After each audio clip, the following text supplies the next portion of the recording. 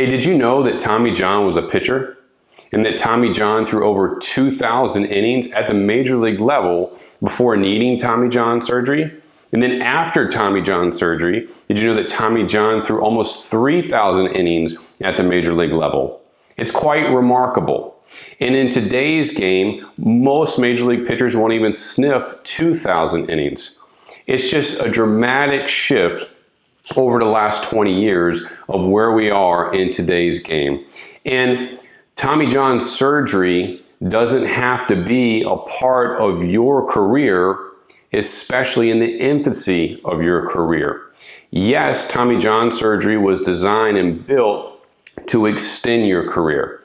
But most pitchers don't even have a career now because they're going down with injuries far too soon in their amateur careers and never even fulfilling potential or hope of what could have been. This is the real story, but it's not the story that's sold to you on an everyday basis, especially at this point in time of the year. The season's winding down, and now all of a sudden we have the private facilities and trainers and pitching gurus saying, hey, I've got this unbelievable velocity program, off-season development program that's going to guarantee you 10 miles per hour, all this performance, and you're going to be the best pitcher ever. That's what we see and that's what we hear. But if you're a part of one of these programs or you're about to sign up for one of these programs, do your homework. And there's really two things that you should ask. How successful are the programs during the actual season? Can I sustain the velocity during the season?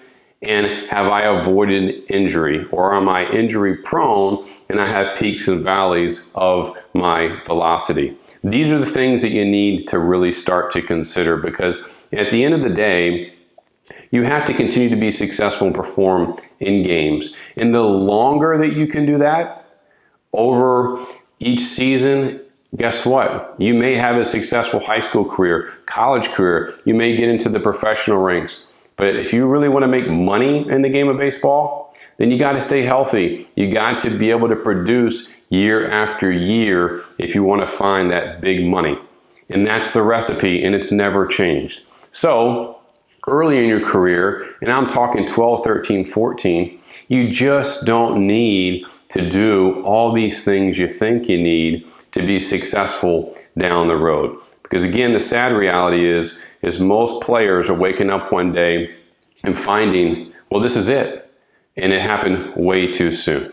So my advice is just do your homework and understand what really does it take from a foundational level to be successful in the game. Because the history of the game has taught us that there's plenty of pitchers throughout the history of baseball who've been able to throw hard for a long time and be successful, but they didn't have to have the need to have to throw hard every month during a calendar year.